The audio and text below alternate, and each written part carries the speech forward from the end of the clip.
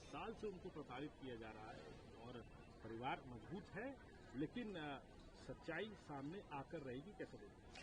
सर्वप्रथम तो 11 साल पहले जब मोदी सरकार सत्ता में आई तो उन्होंने आते ही इस पूरे केस की गहन जांच शुरू करी और ईडी को 11 साल लगे चार्जशीट दाखिल करने में।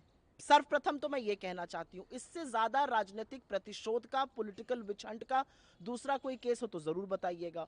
और इस केस की असलियत यह है कि इस केस में सर्वप्रथम एक जांच आयोग गठित हुआ, उसको कोर्ट ने स्टे किया, फिर एक एफआईआर लॉन्च हुई, फिर एक एसआईटी खट्टर सरकार ने गठित करी। जब उसकी रिपोर्ट इनकंक्लूसिव आई तो एक पुनर्गठित करी गई एसआईटी, और उसके बाद भी इस मूल द प्रेडिकेट ऑफेंस में कुछ भी गलत नहीं पाया गया। और अब आप राजनीतिक प्रतिशोध के चलते ये चार्जशीट कर रहे हैं। ये कोर्ट में मामला है, इसका जो कानूनी कार्रवाई होगी वो होगी। लेकिन जो भी प्रियंका गांधी जी को या उनके परिवार को जानता है वो ये जरूर जानता होगा कि वो इन गीदड़ भभकियों से, धमकियों से, इस राजनीतिक षड्यंत्र से डरने वाली नहीं है। वो लगातार आपकी विफलताओं के लिए आपको जवाबदेह बनाती रही हैं और आगे भी बनाती रहेंगी। लेकिन मोदी सरकार जिस प्रतिशोध की राजनीति से ईडी, सीबीआई, इनकम टैक्स का इस्तेमाल कर रही है वो अब सर्वविदित है और पूरी दुनिया के सामने है। पूरी तरह से 13 साल पहले जमीन बिक चुकी, 11 साल से केस चल रहा है, ईडी अब जाके चार्जशीट दाखिल कर रही है, एफआईआर, एसआईटी, जांच आयोग सब कुछ होने के बाद कुछ गलत पाया नहीं जा रहा है, तो कलई तो ईडी की खुल रही है।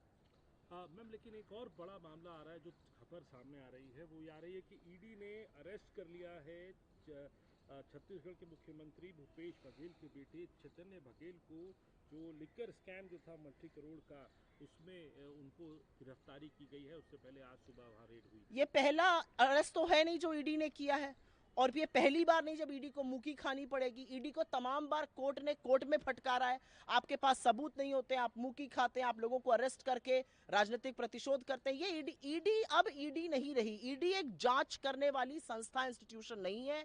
ईडी नरेंद्र मोदी जी का, अमित शाह जी का, बीजेपी की सरकार का सबसे ताकतवर हथियार है विपक्ष के खिलाफ। जब भी विपक्ष को प्रताड़ित करना है, परेशान करना है, तो ईडी का इस्तेमाल करिए। अभी तक आप वो अपने राजनीतिक प्रतिविरोधियों के लिए करते थे, अब वो काम आप उनके परिवार के लिए कर रहे हैं। लेकिन ये सब लोग जो है ये निडर लोग हैं। ये आपकी बखिया अभी भी उधेड़ रहे हैं, आगे भी उधेड़ेंगे। ये आपकी नाकामियों को उजागर करेंगे।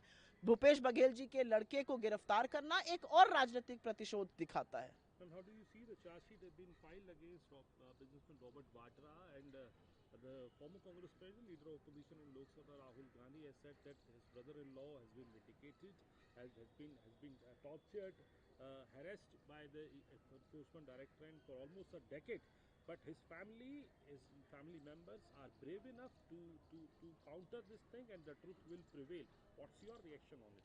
Remember one thing, that as soon as the Modi government came to power about 11 years back, they started probing this matter.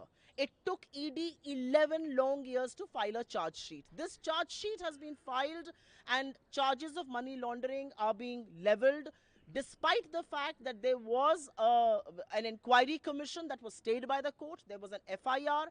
There was an SIT constituted by the Khattar government which came up with an inconclusive report. After that, an SIT was reconstituted. And despite that, there has been nothing wrong found in the predicate offense. And which is why the question remains that what has the ED been able to accomplish? And if this is not the worst political witch hunt and political vendetta, then what is? That is the big question that all of us are asking. And that is the question that the Modi government will have to answer. This is the political vendetta of the worst kind. But if they believe this is going to intimidate Priyanka ji or her family, they know her very little. She's someone who fights you fiercely, and her resolve to fight you more has only been deepened today. But one more I'll give after the press conference. But one more bad news is coming up for the Congress party.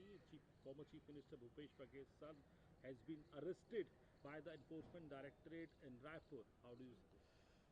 I believe that the political vendetta and political witch hunt is of the worst kind. This is the worst thing that's happening in independent India. When you cannot catch leaders, you go after their kith and kin. ED has not arrested kith and kin for the first time. This has happened repeatedly. The law will take its course, but neither Bhupesh Baghel nor his family can be intimidated by these fabricated false charges. Thank you.